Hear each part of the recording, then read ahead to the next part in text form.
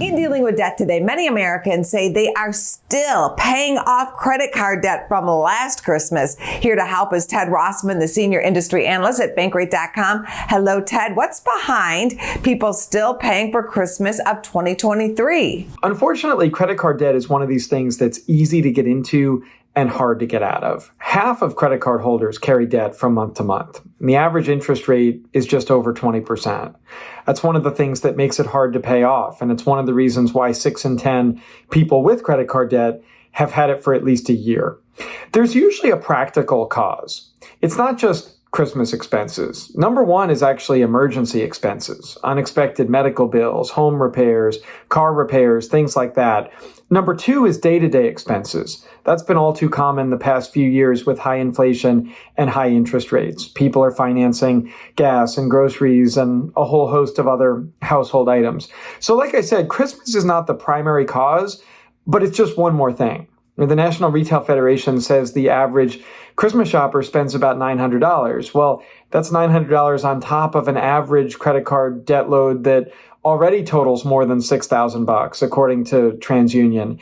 And if you only make minimum payments, you could be in debt for decades. I mean, if you have the average credit card balance of about $6,400 and you make minimum payments at that average rate, a little over 20%, you're in debt for 18 years and you end up paying about $9,400 in interest. So we definitely want to come up with a better plan than minimum payments. What are some tips to wipe out last year's Christmas debt? My favorite is to get a 0% balance transfer credit card.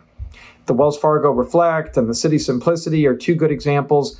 Both offer 21 months with no interest on balance transfers. So you move your existing high-cost debt from one or more cards over to one of these new cards with a good promotional offer. Just make sure to pay it down within the allotted time because the rate goes way up afterwards. A solid plan B, especially if you have a lower credit score or a lot of debt, maybe more than, say, $5,000 or $6,000, well, then I would point you to a reputable nonprofit credit counselor. Someone like Money Management International or GreenPath, they can often negotiate something like a 7 or 8% interest rate over 4 or 5 years. It's not zero, but it's a longer runway. It's more accessible to more people, and they'll help you along the way. One other thought would be look for ways to up your income and cut your expenses. That could include a side hustle or selling stuff you don't need. Every dollar saved is a dollar earned. And especially when you're paying down high-cost credit card debt, it can be really impactful. Good plans. Thank you, Ted. No problem. Thank you.